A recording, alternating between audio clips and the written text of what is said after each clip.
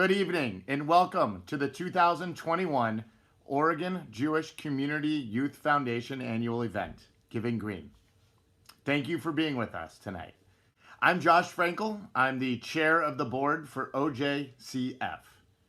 Julie Diamond, our CEO, is on medical leave and sends her love to everyone. She is incredibly passionate about the Youth Foundation. She believes in it wholeheartedly, and it truly warms her heart to see the success of the program. And Julie, all of our love and support and admiration go right back to you, Tom, Rachel, and Melissa, and to the entire family. We look forward to seeing you soon.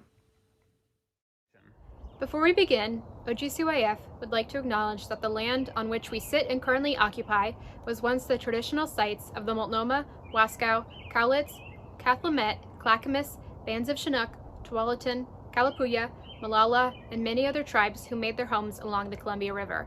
We are on this land because of the forced removal of its traditional peoples by colonists and settlers. We recognize the past and current systemic policies of genocide, relocation, and assimilation that impact many Native families today. As guests on these lands, we respect the diverse Indigenous communities today and pledge to make an ongoing effort to recognize their knowledge, creativity, resilience, and resistance. OJCYF is grateful for their stewardship of these lands and are humbled by the opportunity to work alongside the Oregon Native population to create positive change in our communities. Hi, I'm Ben.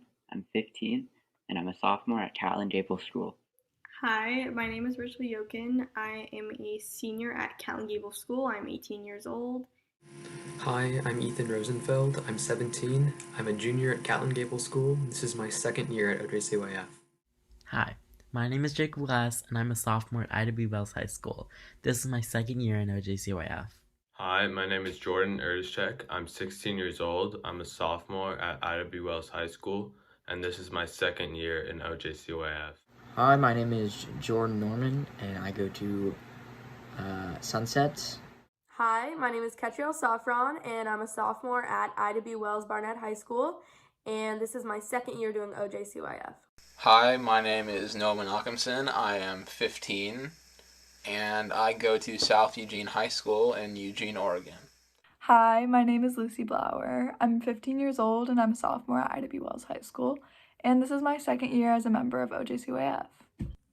Hi, my name is Max Spur. I'm 17. I'm a junior at Lake Oswego High School, and this is my second year with OJCYF. Hi, I'm Maya. I'm a sophomore at Ida B. Wells Barnett High School. I'm 16, and this is my second year in OJCYF. Hello, my name is Jet Barker, and I go to the International School Beaverton. Hi, my name is Serena Song. I am 15 and a sophomore at OES, and this is my second year in OJCYF. Hi, my name is Seth. I'm 15. I'm a freshman at the Catlin Gable School, and this is my first year doing OJCYF. Hi, my name's Serena. I'm 18, and I'm a senior at Wilsonville High School, and this is my fourth year in OJCYF. Hi, my name is Mazzy Katzen. I'm a junior at Lake Ridge High School. I'm 16 years old, and this is my third year part of OJCYF, and this year I'm part of the leadership team. Hi, I'm Soretta. I'm 16, and I'm a junior at St. Mary's Academy. This is my second year in OJCYF and my first year on the leadership team. Hello, I'm Samuel Rothstein, and welcome to OJCYF's annual benefit, Giving Green. Good evening, everyone, and welcome to the annual Oregon Jewish Community Youth Foundation event. Normal use would probably ask you all to take a seat, but you're probably already sitting right now, so. My name's Alana, and I'm a freshman at Grant High School, and this is my first year with OJCYF. Hello, everyone. My name is Rachel Yokin. I am a senior at Catlin Gable School, and this is my fourth year being a member of OJCYF. Wow, it has been a crazy year.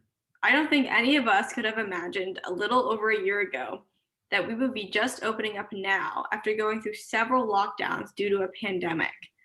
I will never take hanging out with friends in person for granted again, or seeing the bottom half of a person's face. Even with everything becoming virtual, I am proud of the way that OJCYF has adjusted and continued to follow our mission of philanthropy and doing justly despite the current circumstances.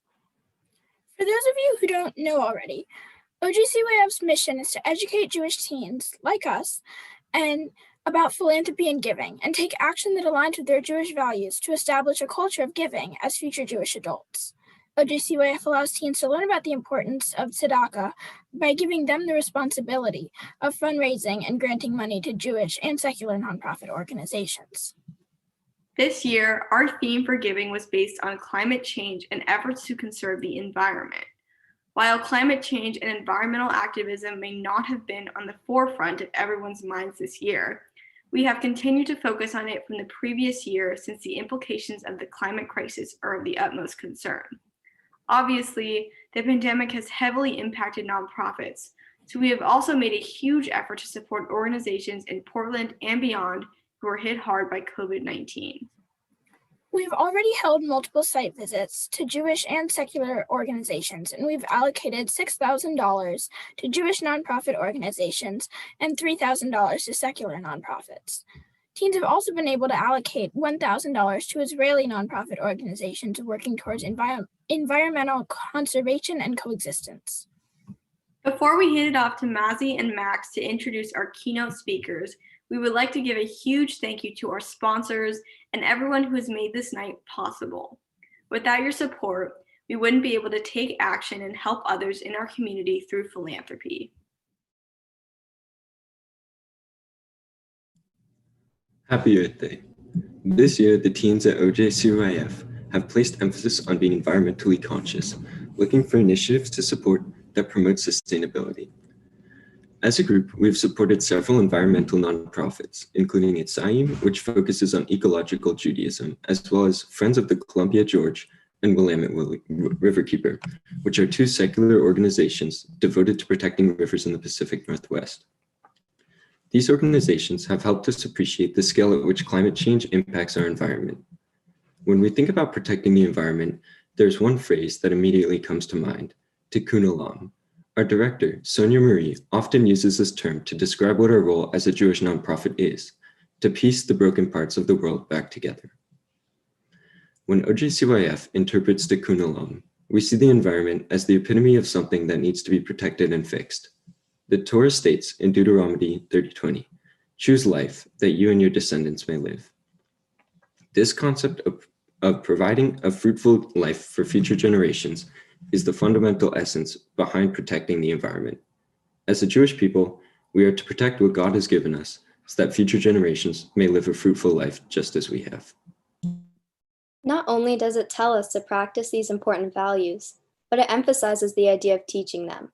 It asks us to educate others and future generations on these Jewish values and the importance of preserving our climate to keep the earth alive for all future generations to come. OJCYF is practicing these guiding principles today through spreading awareness of environmental issues and practicing tikkun olam. This leads us to our keynote speakers for tonight, Miko and Isaac Bergen.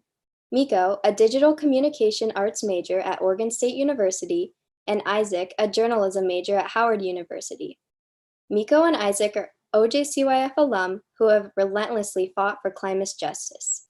As two federal plaintiffs in the Juliana et al. Versus U.S. case, Miko and Isaac have fought for the longevity of the climate in the U.S. Please welcome Miko and Isaac Bergen. Hello, everybody. I'm here with my brother Isaac. I'm Miko, and we are going to share a presentation a little bit more about ourselves so that you guys can get to know us before we get into the Q&A. All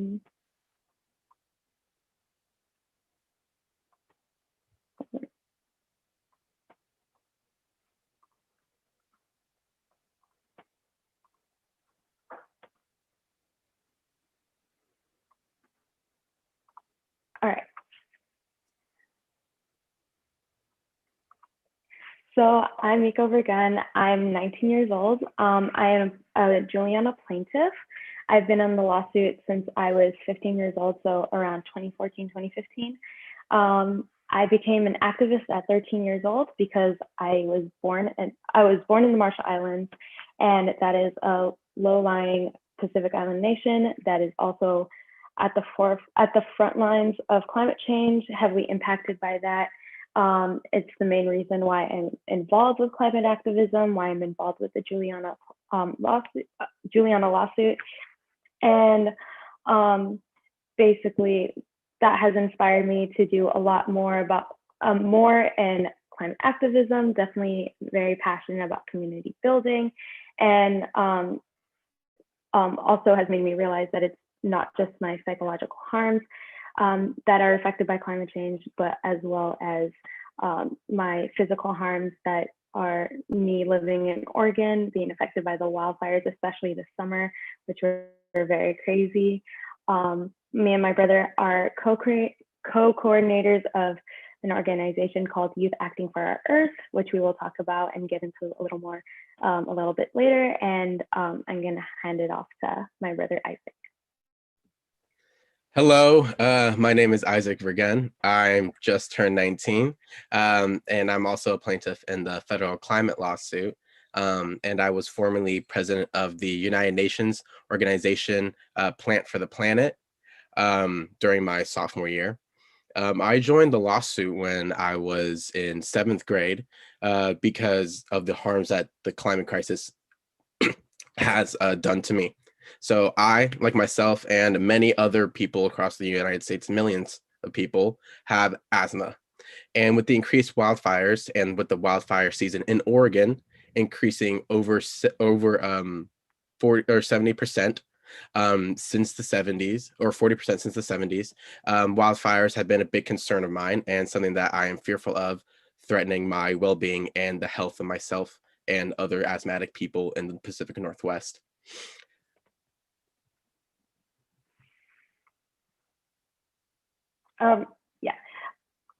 We have also involved a few links for youth to get started if they don't know where to go, if they want to get involved with climate activism, not just like marching on the streets or writing letters to your representatives, but also that work and lobbying and talking to your leaders and political people in office. So we have provided the link to Youth Acting for Our Earth. We have also provided links for Sunrise, PDX, Earth Guardians, Our Climate, and these are basically really great places for youth to get involved. As Isaac and I understand that we have some youth in the audience or parents that would like to send their kids up for something. So these are great places to go. Sonia Marie can post these in an email or on social media, and that's where you can find them. All right. Are you okay if we ask you a couple questions? Yeah. So we wanted to start out just by asking you what brought you into the climate justice struggle? Like what really initiated your involvement? Yeah, so I got involved with climate activism purely by coincidence almost. I talk a lot about me and my heritage and just sort of how I was born in the Marshall Islands, and that's a big part of why I'm a climate activist. But what really pushed me is that at the Oregon Zoo, they have, I don't know if they still have this anymore, but they have like this diorama of like polar bears. And it was sort of like when people started raising awareness about climate change, but sort of in the form of like save the polar bears and save these animals. But basically this diorama had a picture of polar bears trying to get to their moms, and they're holding on to like ice sheets that are melting and breaking away. And I sort of asked my mom, like, what's that about? I was like 8. And as a parent, you don't want to take that innocence away from your child. So it's kind of like she was very conflicted on what to do. But my mom got involved with climate activism through 350 PDX. And she started taking us to city council meetings, to like meetings about the next climate march and all that stuff, all that happening in Portland. So we really got involved with climate activism through our mom.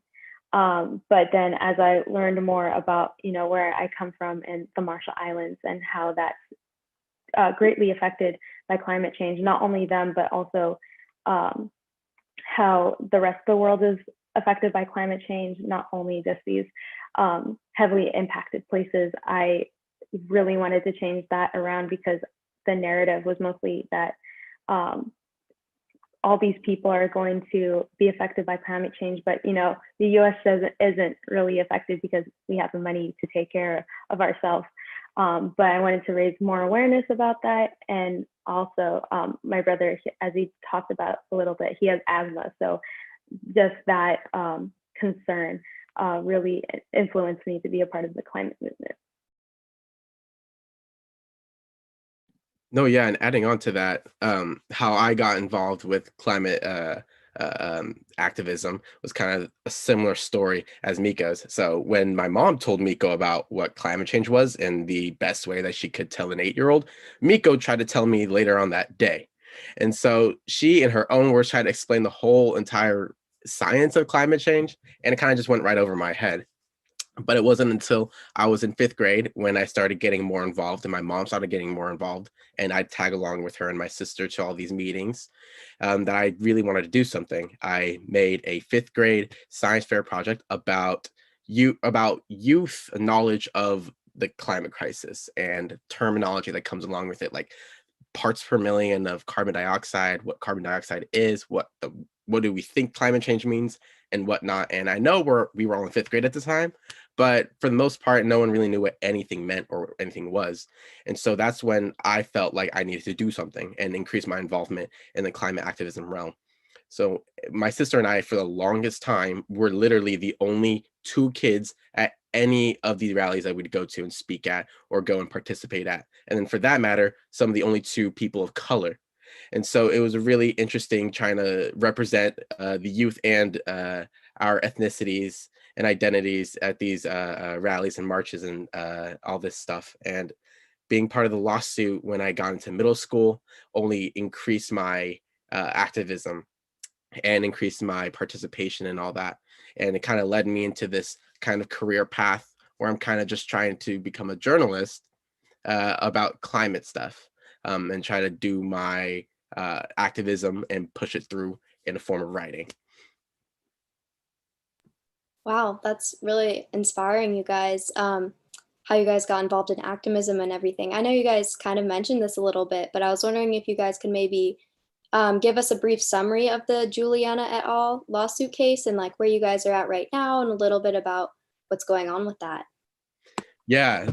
So the Juliana lawsuit is where myself, my sister, and 19 other plaintiffs from literally all corners of the United States. Alaska, Nathan's from Alaska, he's a plaintiff. Journey, he's a plaintiff from Hawaii. Levi, plaintiff, the youngest one, I might add, from Florida, who is now turning 13. And when we started, he was 8.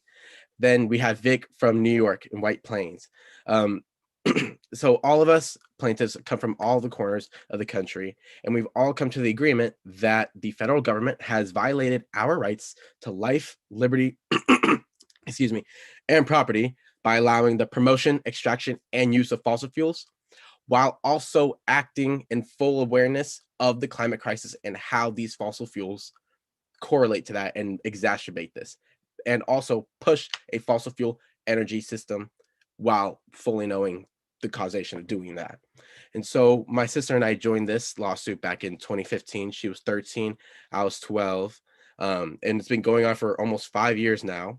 And we've gone through the whole entire court system. We've gone to the district court, the Supreme Court, the Ninth Circuit Court, up and down the circuit about 2.5 times. We've won our hearings. We've had interveners in the lawsuit. At the beginning of the lawsuit, the interveners of the in our lawsuit were the federal, or who chose the side of the federal government, who thought that their interests and their business would be harmed if this lawsuit were to come to pass and we'd win. It was the 650 oil and gas companies that have rights and ownership to their oil or whatever they have in the United States. That was at the beginning of the lawsuit. And what was really funny and interesting is that they decided to back out of the lawsuit as defendants, because to join the lawsuit, you have to submit evidence into discovery. And that means both sides put all the evidence that they have forward so that the other side knows how they're going to argue, what to counter argue, and such. And since the named defendants in the lawsuit were oil and gas companies, and they knew about the climate crisis, because a lot of the stuff that we're getting that was our evidence in our lawsuit is actually science from Exxon scientists back in the 70s and the 80s, where they knew that their fossil fuel emissions that they're creating and the liquefied natural gas and coal that they are mining creates climate change. And so once you submit that into evidence, you can't argue that you're right, because you're wrong, you know. And so they decided to lead the lawsuit. This was really, really early on. And then we've kind of had to fight as to whether youth has standing. We decided to do a lawsuit because most of the youth at that time who were part of the lawsuit couldn't vote. We didn't have a voice into whether or not politicians can have our best interests in mind, because we're youth. We're 13, 14, 15, 16, 17. Like, we can't vote. And so a lot of the arguments in the beginning was whether youth have standing and have a legitimate reason to be in court. And that ended up being proved in our favor. Judge Anna Aiken did rule that youth do have a right to a sustainable system, sustainable climate system. And we proceeded to getting towards a trial date. And we were working towards getting a trial date while also getting at the time the Obama administration, and then obviously transitioned into the Trump administration's legal team, kept trying to delay our lawsuit at any sort of facet and possibility. So we bounced up and down between the Ninth Circuit and the Supreme Court, because they had filed writ of mandamuses, complaining that they didn't have enough time to find experts. They needed more time to collect their evidence. They haven't looked through all the stuff in discovery. It just all these typical tactics that are used to delay any sort of lawsuit. And so that was something that we kept trying to jump over these hurdles and such.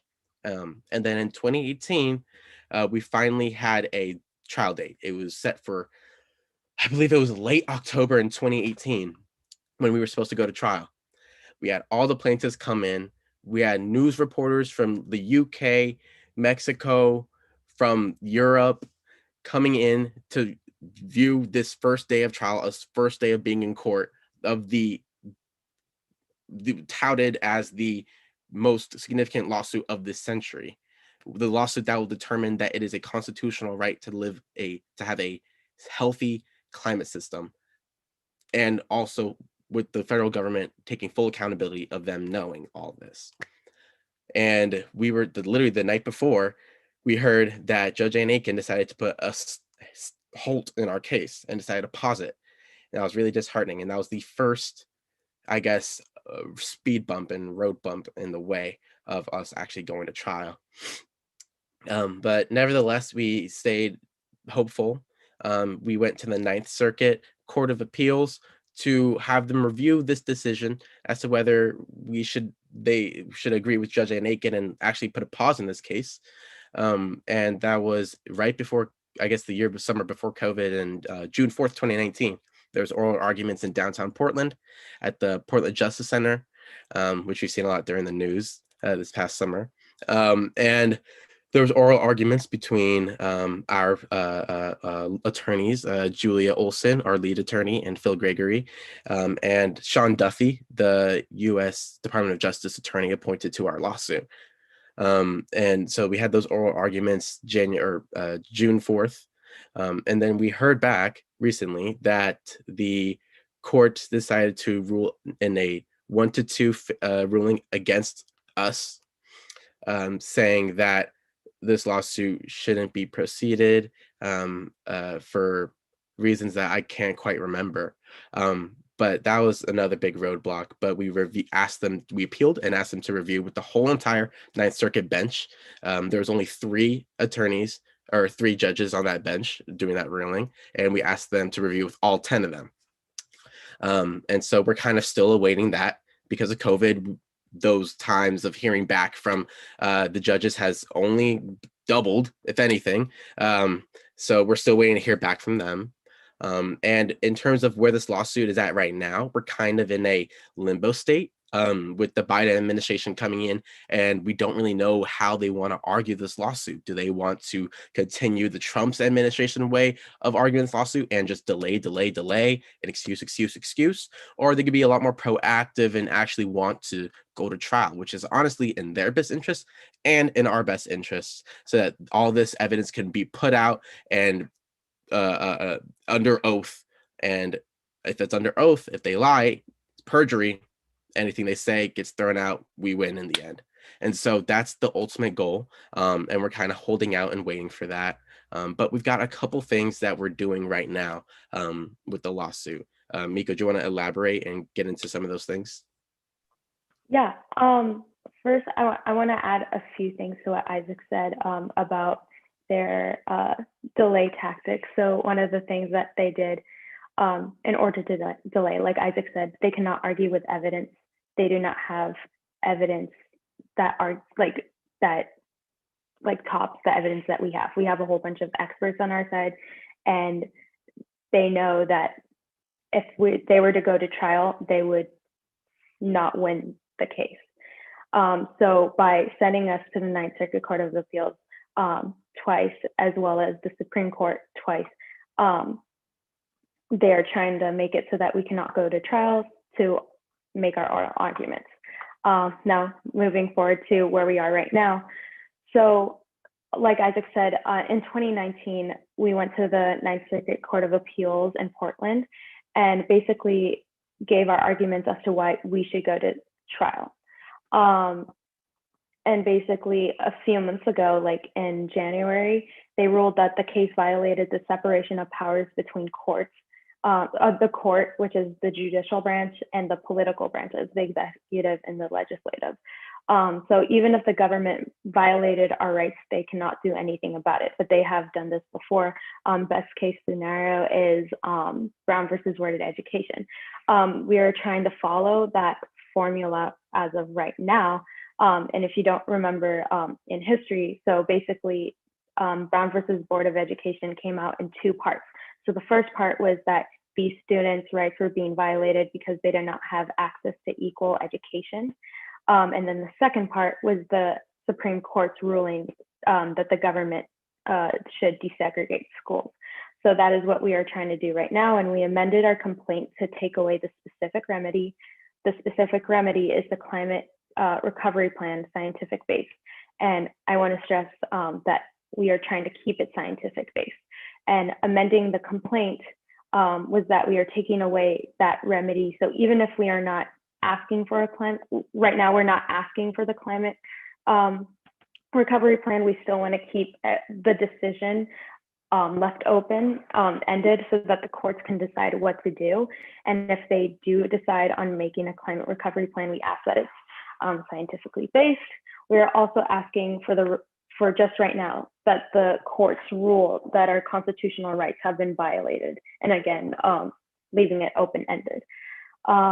We are also there are 5 parts to the next steps that we are at right now. So we're trying to get a Supreme Court petition that they don't have to take our case, but since we have been there twice, they are more likely, they will more likely want us to join.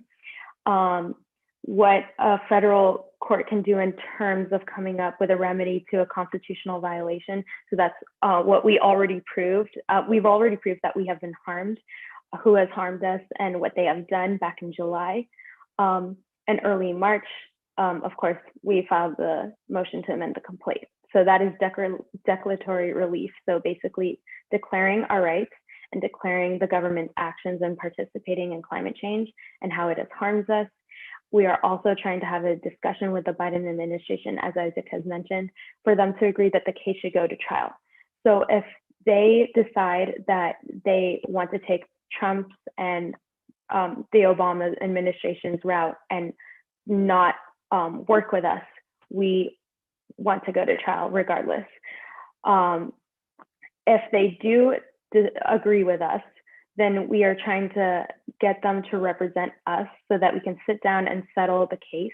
And that is a consent decree, which is the settlement becomes a part of a court order and it cannot unwind. So basically, that would mean that the Biden administration and we would sit down with the judge or judges and say that we have reached an agreement and that we are working together. And then also the congressional resolution that we are trying to get passed is specifically about children's rights.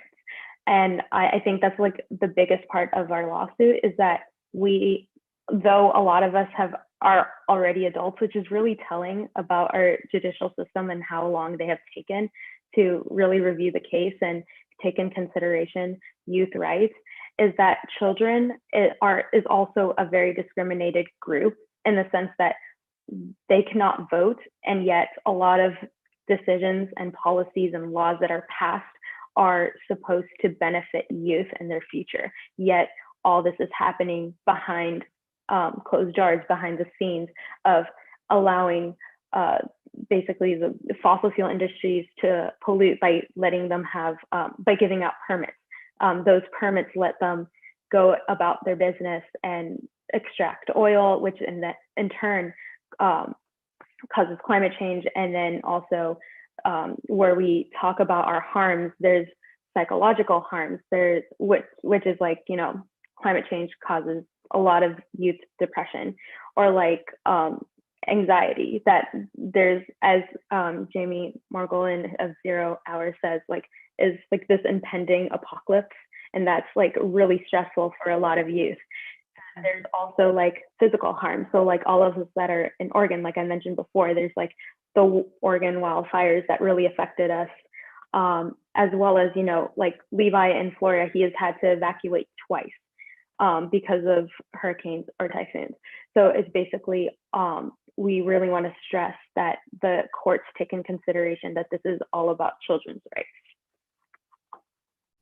Adding on a little bit into what Miko was saying about the congressional resolution, pre-COVID, I went with 2 of my friends and my parents to the East Coast. I spoke at Penn State and I spoke at Howard, but on a pit stop on the way to the airport, I decided to go to the Capitol and do some lobbying with some Youth v. Gov and Our Children's Trust volunteers to actually have a lot of congressional Congress members agree to this resolution. It was really interesting. I got to go to the Capitol building. I got to meet with Nancy Pelosi's climate advisors and really discuss with them and talk about what we're talking about in this resolution. And for the most part, all of them agreed, which was really great because we mostly talked with Democratic representatives and senators' aides. So why would they not agree with us when mostly Democratic Party agrees with what we're saying? One interesting thing, though, was that I did have to talk to one Republican staffer of this, I don't remember his name or the senator's name, but he represents this district that's right above Jacksonville, Florida, which is a pretty red area, even for Florida itself.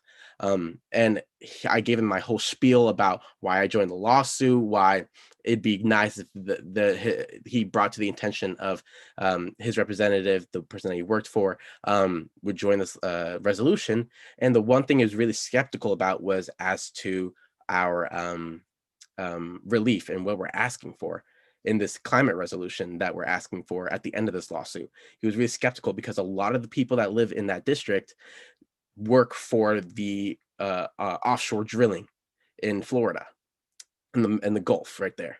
And so he was concerned about the jobs and job security. And I made it an effort, and I've made it an effort of mine within my explanation of what this lawsuit is and what our relief and what we're asking for is that we're not going to leave people behind in this energy transition. A lot of the jobs that we're asking for that are required on geothermal plants, nuclear plants, and solar power plants are the same technical jobs and mechanics wise as they are on an oil rig, offshore oil rig, or as working as a liquefied natural gas pipeline person. And so this energy transition is literally just an energy transition. It's not going to hinder jobs. It's not going to stop jobs. If anything, it's only going to grow more jobs because there's going to be more people who are required to work in that sector. It's really fascinating how complex the legal side of this case is. And, you know, it seems so simple at face value, but it's just fascinating how they've managed to draw it out for so long. Apart from that, I was wondering, what role does your Jewish identity and your Jewish values play in your climate activism, and what has OJCYF contributed to those values? I would say a lot of my Jewish identity has like a lot to do with how involved I am with the climate movement. Like, a big part of our belief is that, we leave the earth better than we came into it. And so like that has really stuck with me throughout my whole life. And like just part of being involved with like the lawsuit and all that, just striving, the whole point of it is to make a better future for future generations, and just like applying that to my everyday work with climate change or just social activism or social justice activism in general has really led me through what I've been wanting to do. And like a lot of and I've said this like to some people before, but I feel like a lot of the prophets that we hear about in the Torah and all that, like they are activists. Like when we think about Miriam and how she led the women and all that, that like that's really inspired me to like, like what would they do? And this time, like, when Moses led the Jews out of Egypt, like those are like, the Torah has like really taught me a lot about activism within Judaism, and just like how I can apply that part of my identity with not only the planet but with also like the people around the world. And for my bar mitzvah and Miko's bat mitzvah, we made it a bit more climate oriented on top of that too. So that a lot of my climate activism, early climate activism, involved a lot about my Jewish identity. So my parsha was a more, which and it talks about mostly the rituals that go with being a member of the camp. So if you get infected, how long you stay out, what blessings you got to do, what you got to offer when you come back. And a big part of that was also talking about the harvest and how you're supposed to go about it and the rituals that come with it. And one of them that I really focused on in my Devar Torah was how we let gleaners come every time there's a harvest season and glean all the food that's on the ground, or all the not so good stuff and imperfect foods, but but would let them have it and like sustain themselves. And that goes to show that even in the Torah, there's acknowledgement of the fact that not everyone has the ability to afford all this nice and healthy and organic stuff and stuff that's good for you. And but we would still let them have it nevertheless. And that goes the same with our Jewish values and our climate values. We, even though we are in this position of being able to be in a society where I can say whatever I want without being fearful of being persecuted or anything, I should use that platform and opportunity to uplift the voices of the people who are in that situation. And with that, to that regard, I'm talking about climate, the climate crisis. In a lot of places around the world, it is you can die if you talk about this type of stuff. And so I feel like drawing with my Parsha of more about letting the urban gleaners come through, I feel like I'm doing the same thing with talking about the climate crisis and representing youth, and then also youth of color on top of that too.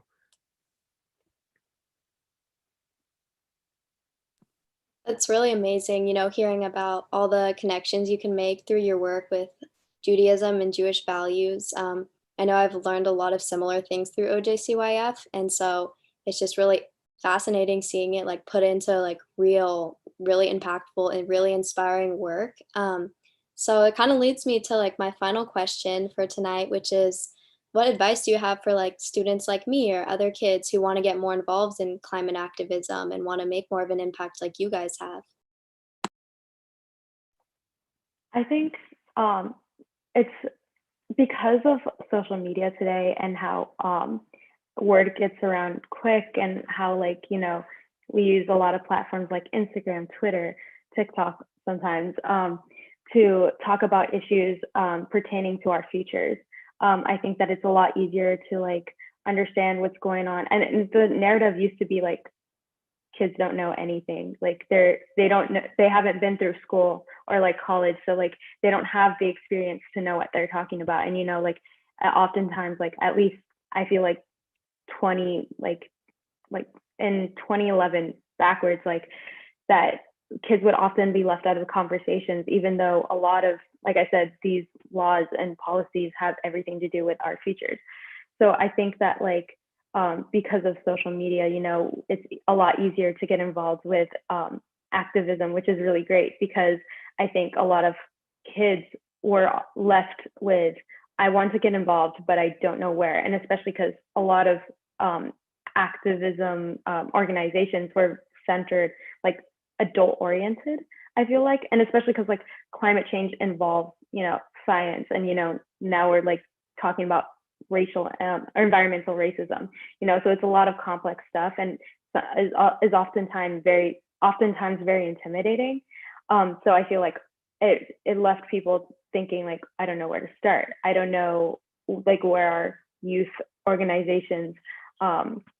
So I think definitely the way I started out, the way that like what made me want to join activism is definitely through storytelling and art. And I feel like those are parts of activism that aren't highlighted enough, because activism doesn't have to be like writing to your representative or going on the streets and marching, especially with like, COVID. I know that it left a lot of people feeling helpless and not like knowing where to start, especially with Black Lives Matter happening during the summer, and it wasn't like safe to go out and march. But art and storytelling and all that stuff are really what brought me in. And one of the plaintiffs, Aji, who is from Seattle, he actually was at for the Planet Academy that Isaac and I were at, in that sort of that was our first like youth organization that we were a part of. And he like sang a song that he sang to a city council meeting about exploding trains, because they were transporting oil through trains and they were exploding in cities.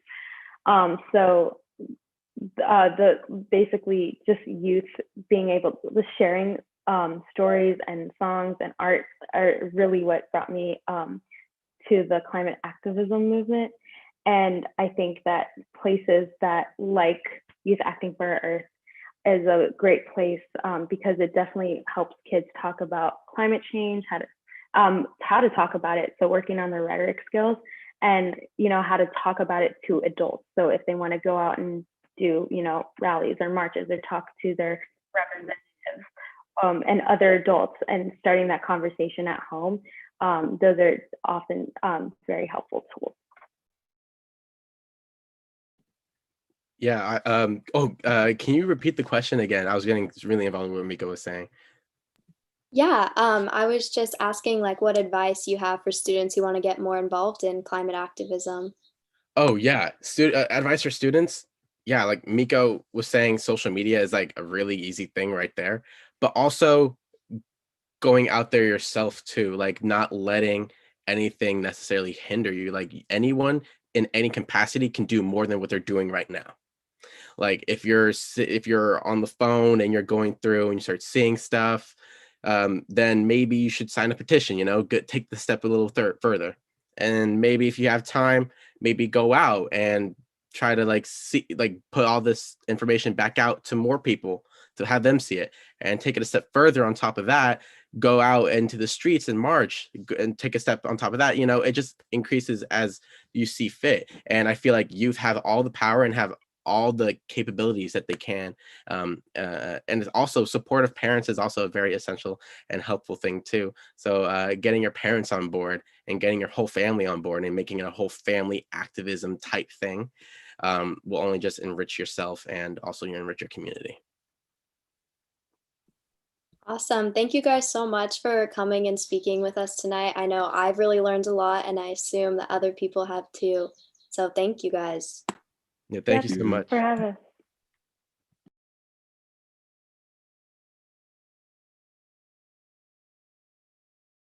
Hi all, my name is Julia Weiss. OJCYF has a special place in my heart as I was part of the creation over 18 years ago. I think it's so important for kids to be part of something bigger than themselves when growing up. It's very easy to fall into the trap of only caring about friends or sports or homework in high school, but OJCYF pushed me to think about the less fortunate and the needs of my community. It gave me the skills to think as a leader and reflect on what my Jewish identity means to me. Why do I love OJCYF? I love OJCYF because it gives me the chance to learn about different nonprofits and to make a difference in the community. What I love about OJCYF is being able to help those in need and collaborate with other Jewish teens to support my community. Something I love about OJCYF is how I'm able to meet new people and learn Jewish values while making a difference in my community. One thing I love about OJCYF is being able to have the opportunity to fundraise for multiple different types of organizations. And another thing I like about it is being able to meet other Jewish teens in the Portland area.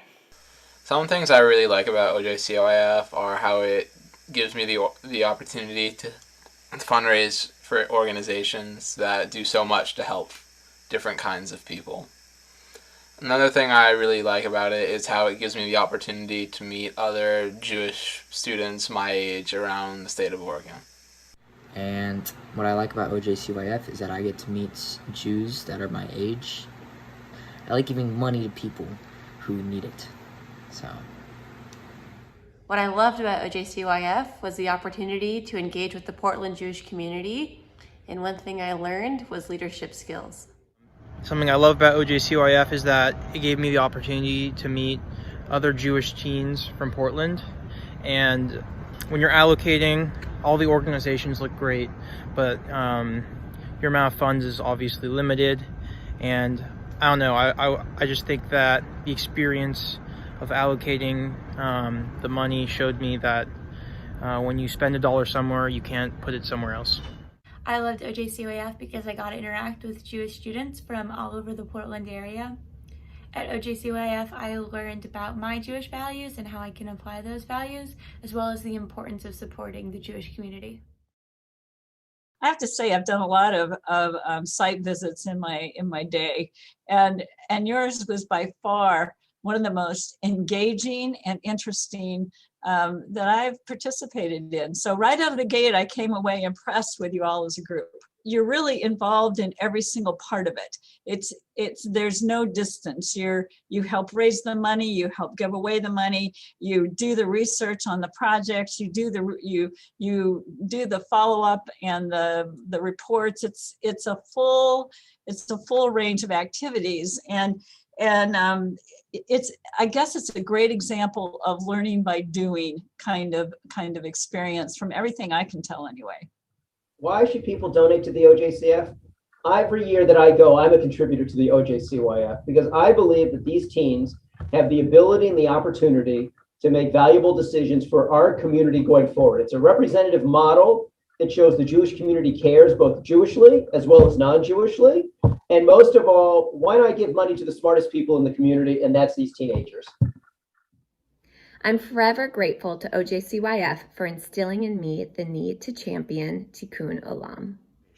Every once in a while, you come across a program that's so successful, it becomes the envy of a nation. Well, our youth foundation is just that. It's truly amazing what these youth get to do and the life lessons that they learn.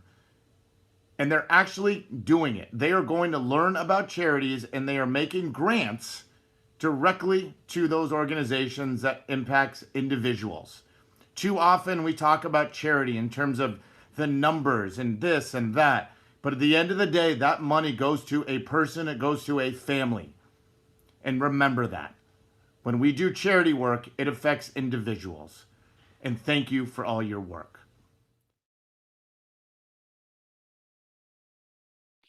Hi everyone, thank you all for coming tonight to join us. My name is Maya Greenfield and I'm a junior at Lake Ridge High School and have served in OJCYF for 3 years as well as on the leadership committee for 2 years now.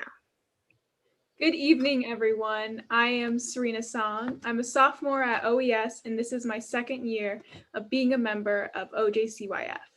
We will be doing the mitzvah moment tonight.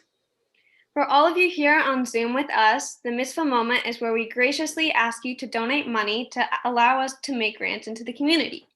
Although tonight might look and feel a little different than usual, we are grateful for everyone who will give tonight, and our hope is for 100% participation. On the screen, you will find instructions on how to give this evening and suggested levels of support. Remember, the impact your donations have on this community is profound. Not only are you empowering us as philanthropic Jewish teens, but you are also supporting Jewish and secular nonprofits alike. You can use the Give Butter platform to make a contribution, and Serena and I will begin to share a little bit more about what makes OJCYF so special in the meantime. We would like to take a moment to thank the generous donors who have already given prior to this evening. You can see their names on the board projected on the main screen. I especially would like to thank my mom, Sally Siegel, and my dad, Howard Song, for donating. We are thrilled to say that due to generous donations, we have already raised $65,000 and met our initial goal, which is amazing. So for tonight, we are looking to meet our new goal of $70,000. If we can raise $70,000, we can fulfill 50% of the grant requests from the 43 other organizations in need.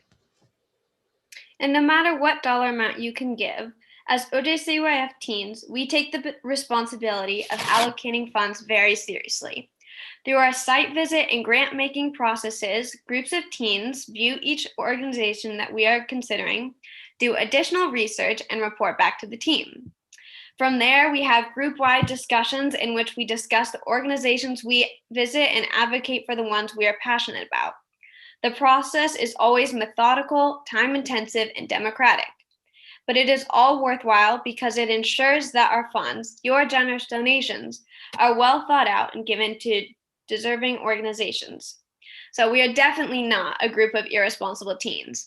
As OJCYF members, we take our jobs very seriously and will guarantee your money ends up in good hands. Thank you, Steve, Albert, and Janie Goldenberg for making a donation. Some of you have already noticed that there are suggested donation amounts at $1,080, $540, $360, $250, $180, $36, and $18. If you would like to give a custom amount, you can type in however you feel comfortable in the custom amount option on the Give Butter site. And remember, for all donations, just press the big orange button on our Give Butter page. If you would like to make a grant recommendation from your donor advised fund, please contact OJCF staff by sending an email or using the online portal.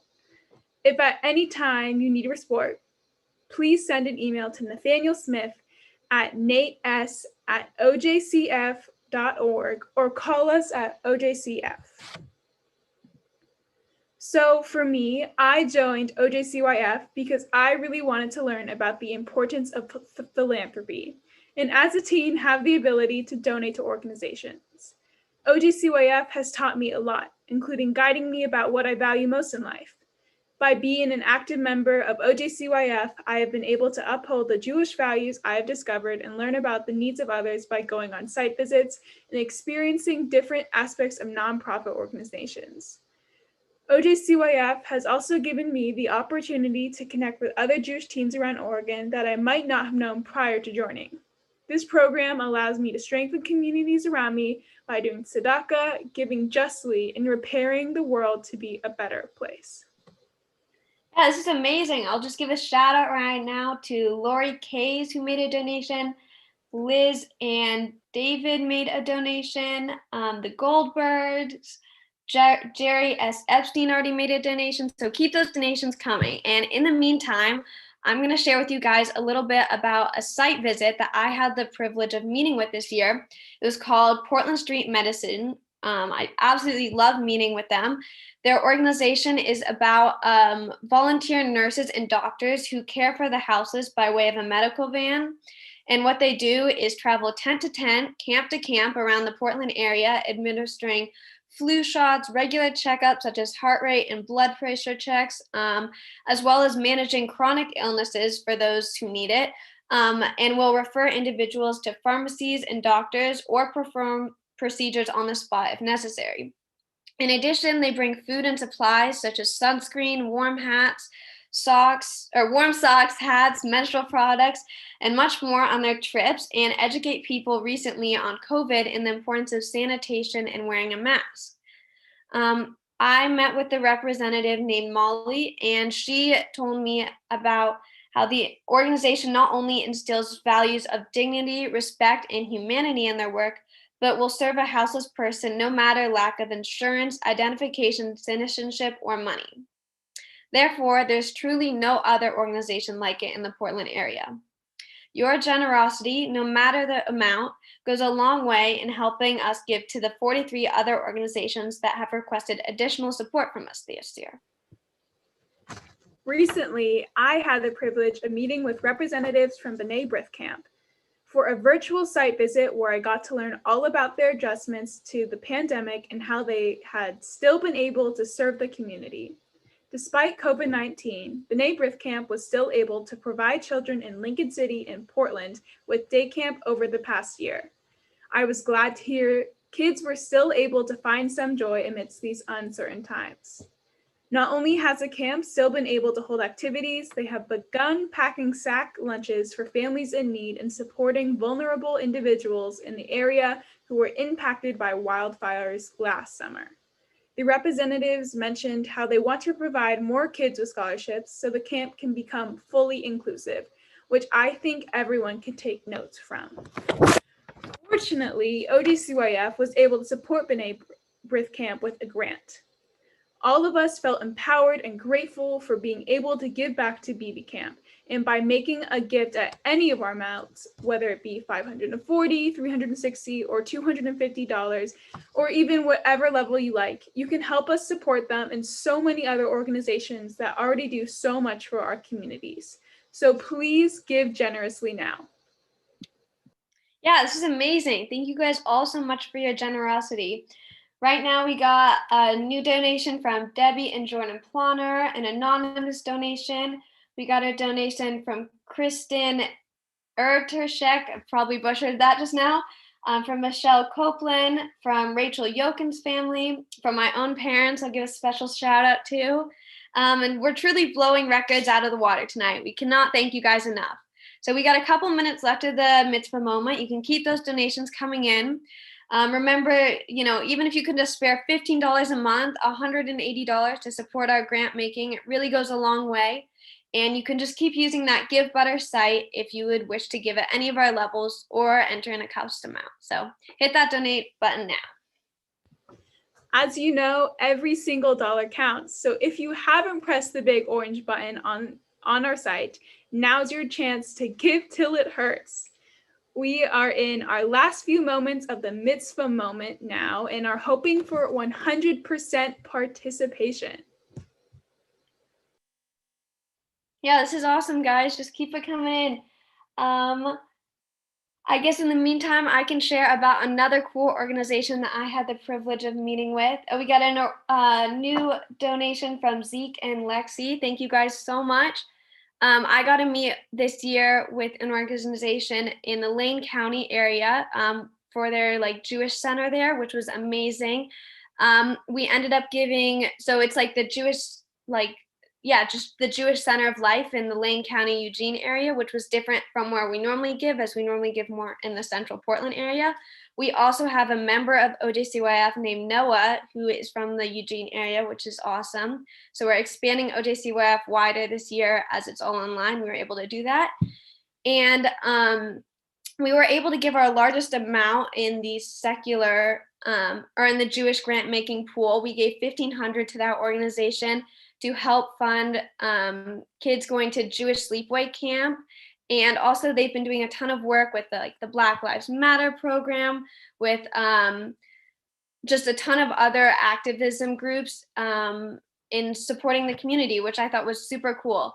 So that's just another example. We meet with over the last 3 years, I've met with probably 6 or 7 different site visits. As a whole, we review and evaluate hundreds of site visits. It's pretty amazing. So we're able to see a ton of different nonprofits. And with your help, keep those donations coming in.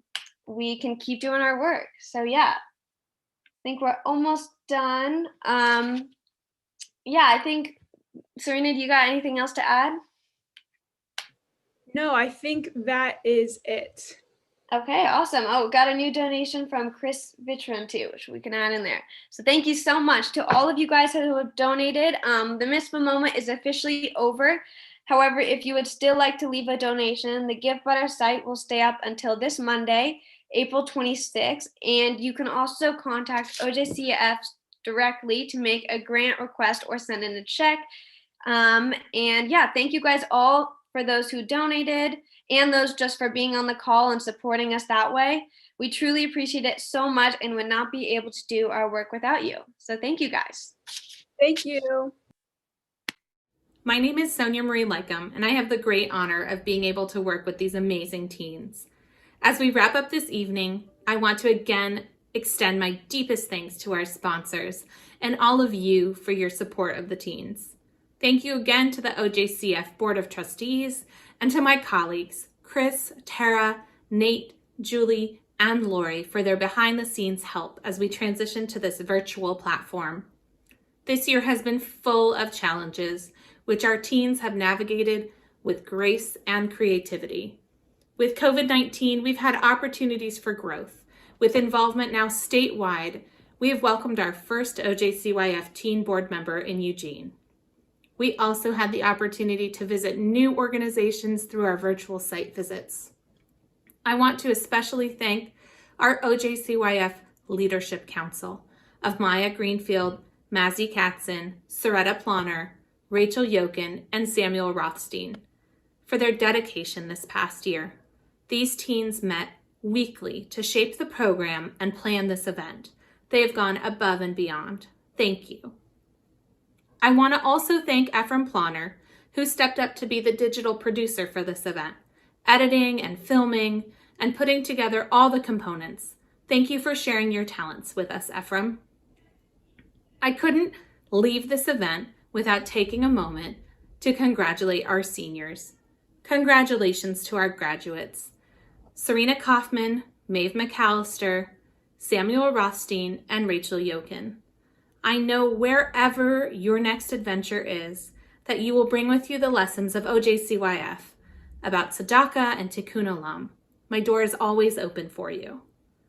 Next year, we hope to continue on our statewide expansion and involve even more teens in this program. And if you know of a young person gearing up for their bar mitzvah, we're excited to offer a way for them to engage in tzedakah before the OJCYF years through our B'nai Tzedek Youth Fund. If you know of someone interested in participating in either OJCYF or opening up a B'nai Tzedek Youth Fund, please reach out. Although this evening marks an important milestone for the OJCYF program, the best is yet to come, with our teen board members meeting to make grants with the dollars raised this evening. We'll make sure to update you on the impact that they've had on our community through their grant making and the lessons they have learned along the way.